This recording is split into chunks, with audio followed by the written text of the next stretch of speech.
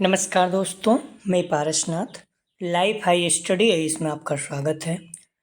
आज हम लोग आगरा यूनिवर्सिटी के बीएड फर्स्ट ईयर एग्ज़ाम 2025 जो 26 मई को 2025 को एग्ज़ाम होने जा रहा है, उसके लिए पेपर 103 अर्थात अधिगम एवं शिक्षण या लर्निंग एंड टीचिंग का फुल प्रैक्टिस सेट 7 हल करेंगे। इसके टॉप 100 अति महत्वपूर्ण प्रश्न रहेंगे, तो यहाँ निश्चित रूप से एग्जाम में प्रश्नों के सेम टू सेम आने की संभावना है, इसलिए आप लोग वीडियो को पूरा देखिएगा। दोस्तों, प्रश्नों पर आएँ, लेकिन उससे पहले प्लीज़ आप लोग वीडियो को ज़्यादा से ज़्यादा शेयर कीजिए, जिससे सभी लोगों को लाभ हो सके। पेपर 103 अधिगम एवं शिक्षण, इसका फुल प्रैक्टिस सेट 6 है।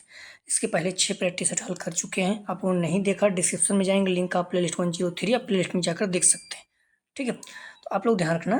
पहला प्रश्न है, पहला तो आप लोग ध्यान रखना 6 जो प्रैक्टिस सेट 6 है और 7 ये 7 है। ये दोनों प्रैक्टिस सेट आप लोग जरूर देख के जाइए, यहाँ से निश्चित रूप से बहुत अच्छे अंक आएंगे। ठीक है, और यह पेपर ध्यान रखना 80 अंक का है। ठीक है, 100 प्रश्न दिया रहेगा, 80 प्रश्न आपको हल करना है, अर्थात 32 प्रश्न कम से कम सही होना चाहिए। क्लियर है? यह पेपर 80 अंक का है, 100 प्रश्न दिया रहेगा, 80 प्रश्न आपको हल करना है, 32 प्रश्न कम से कम आपका सही होना चाहिए। ठीक है, क्योंकि 32 अंक प्राप्त करना है पास होने के लिए, तो 32 प्रश्न आपका सही होना चाहिए। इस पॉइंट को ध्यान रखना है। दोस्तों, प्रश्नों पर आएँ, लेकिन फिर से निवेदन है कि प्लीज़ कॉलेज ग्रुप पे जो भी फ्रेंड आपके बीएड कर रहे हैं, आगरा यूनिवर्सिटी की एग्जाम देने जा रहे हैं, फर्स्ट ईयर में हैं, तो उन्हें यह वीडियो जरूर शेयर कीजिए। पहला प्रश्न है, किसने कहा है अभिप्रेरणा सीखने का राजमार्ग है? तो सही जवाब हो जाएगा सी, स्कीनर। फुल प्रैक्टिस 6 और ये 7 है, दोनों जरूर हल करके जाइएगा आप लोग। किसने कहा है सीखने की प्रक्रिया सर्वोत्तम रूप से आगे बढ़ेगी यदि वह अभिप्रेरित होगी? सही जवाब हो जाएगा ए, स्कीनर।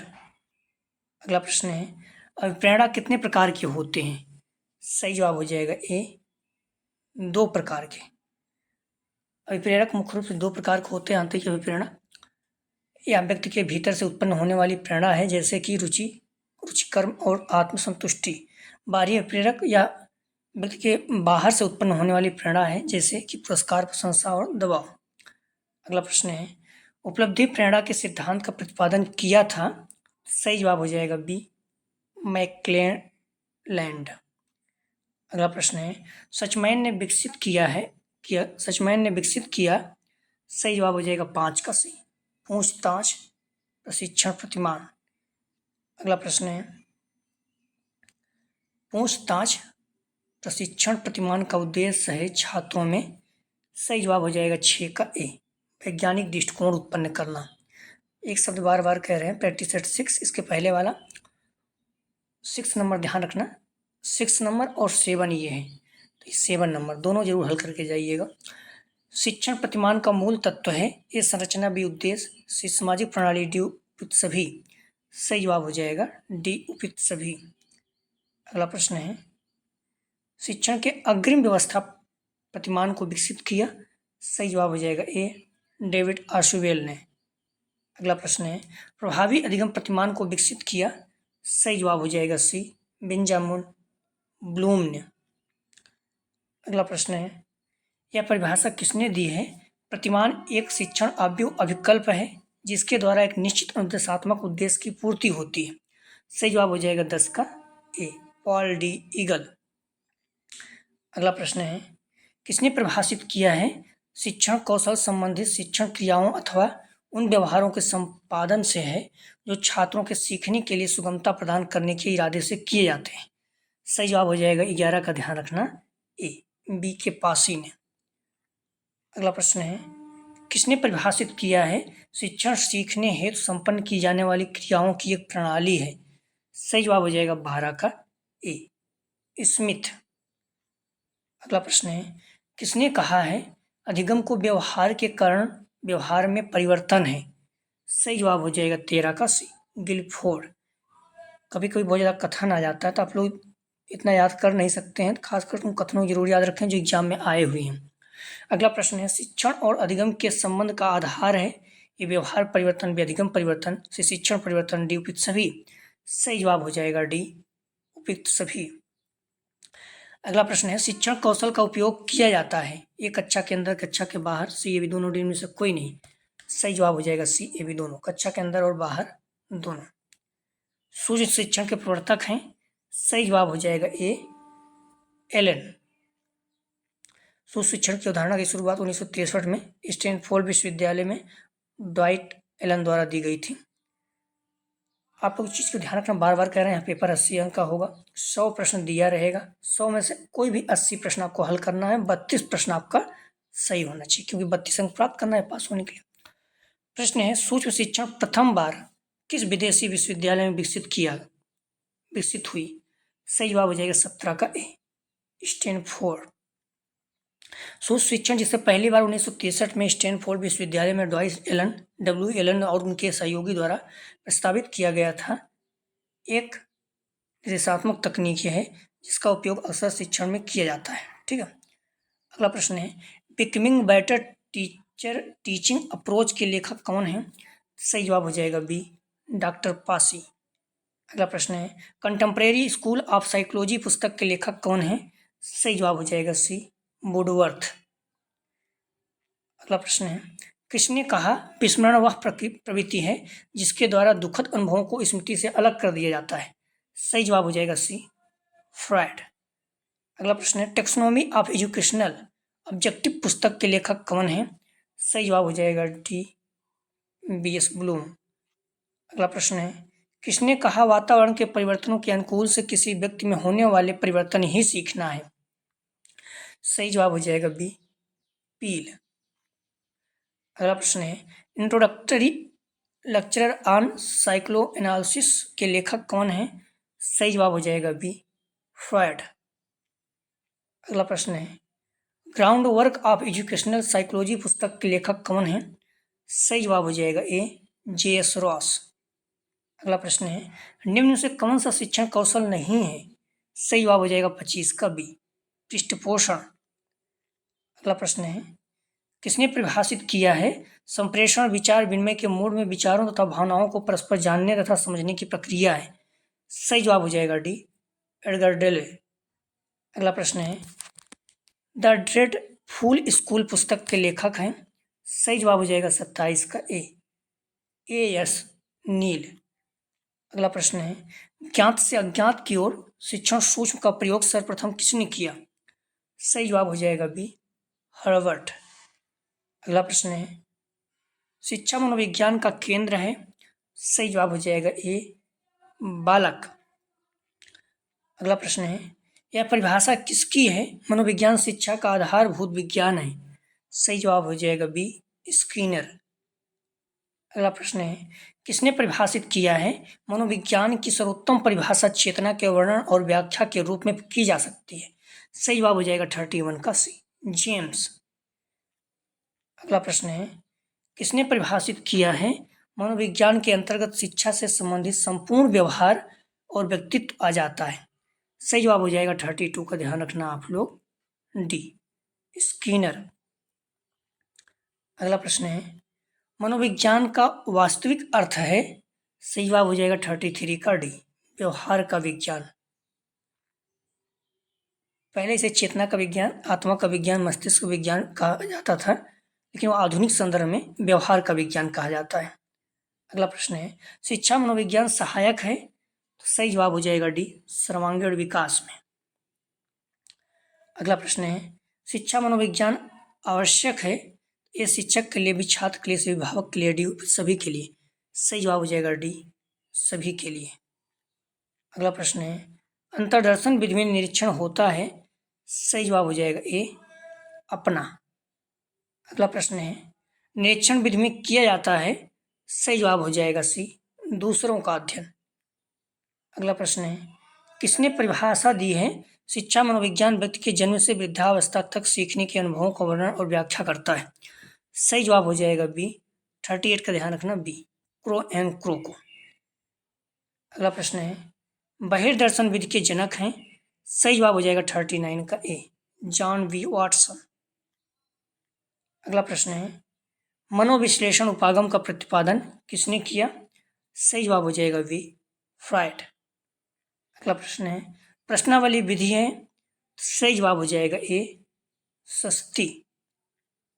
अगला प्रश्न है, किसने कहा अध्यापन एक पवित्र कार्य है या कोई व्यवसाय नहीं है? सही जवाब हो जाएगा ए डॉक्टर राधाकृष्णन। अगला प्रश्न है, किसने परिभाषा दी है पिछड़ा बालक वह है जो अपनी कक्षा से नीचे की कक्षा के उस कार्य को न कर सके जो उसकी आयु के बालक के लिए सामान्य कार्य है? सही जवाब हो जाएगा डी बर्ट का।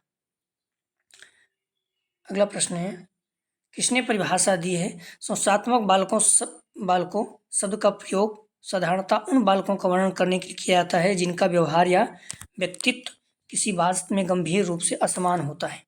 सही जवाब हो जाएगा ए वैलेंटाइन।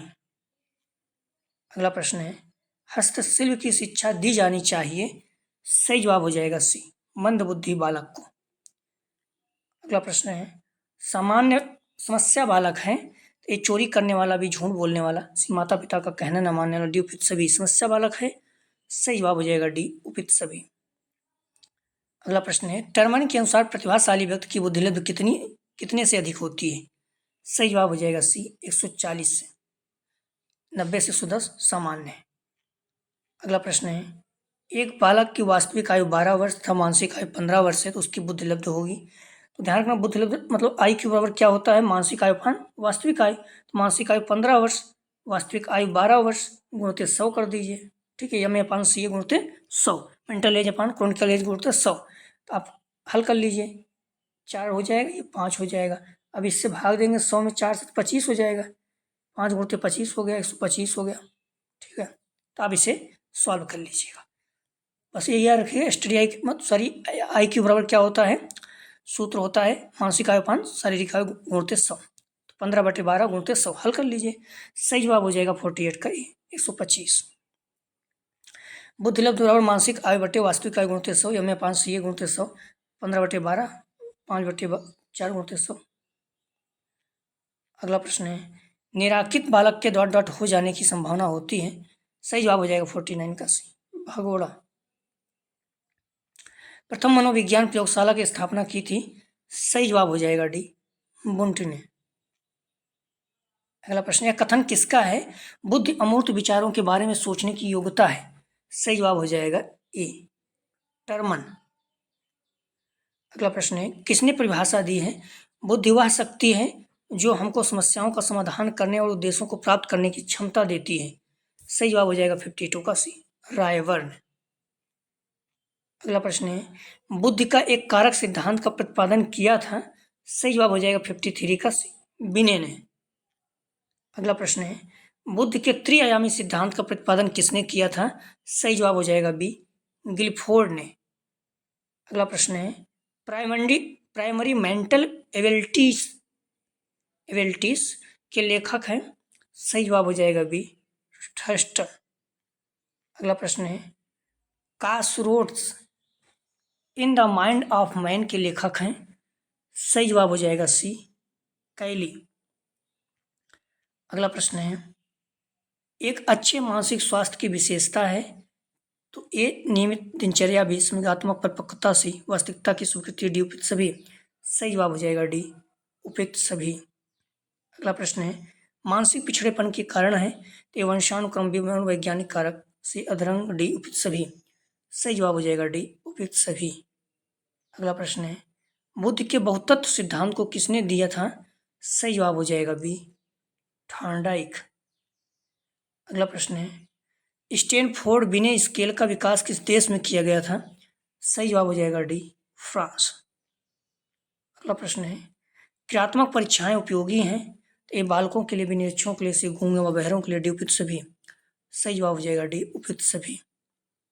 अगला प्रश्न है, किसने परिभाषित किया है श्रेणीकता मौलिक परिणामों को व्यक्त करने की मानसिक प्रक्रिया है? सही जवाब हो जाएगा ए क्रो एंड क्रो।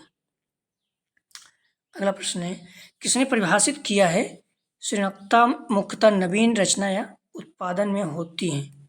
सही जवाब हो जाएगा 63 का भी जेम्स ट्रेवर। अगला प्रश्न है, श्रेणीकता की पहचान होती है? सही जवाब हो जाएगा डी नवीन परिणामों से। अगला प्रश्न है, पिछड़े बालकों की बुद्धिलब्धि होती है? ए सामान्य, बी सामान्य से नीचे, सी सामान्य से ऊपर, डी में से कोई नहीं। सही जवाब हो जाएगा 65 का बी, सामान्य से नीचे। अगला प्रश्न है, प्रतिभाशाली बालक की विशेषता है कि मानसिक प्रक्रिया की तीव्रता भी, दैनिक कार्यों की विभिन्नता सी, पाठ विषयों में अत्यधिक रुचि, डी उपयुक्त सभी। सही जवाब हो जाएगा 66 का डी, उपयुक्त सभी। अगला प्रश्न है, 100 बुद्धिलब्ध वाला बालक किस श्रेणी में आता है? तो सही जवाब हो जाएगा 8 सामान्य। ठीक है, प्रतिभाशाली 140, 90 से 110 सामान्य आते हैं, ध्यान रखना। बुद्ध परीक्षण डॉट डॉट एक प्रकार के होते हैं। सही जवाब हो जाएगा सी, 2। बुद्धि परीक्षण 2 प्रकार का होता है। व्यक्तिगत बुद्धि परीक्षण एक समय में एक ही व्यक्ति पर किया जाता है। सामूहिक बुद्धि परीक्षण एक साथ कई व्यक्तियों पर किया जाता है। अगला प्रश्न है, टर्मन के अनुसार निश्चित क्षीण बुद्धि बालक की बुद्धि लब्ध डॉट डॉट से कम होती है। सही जवाब हो जाएगा 69 का भी, 70।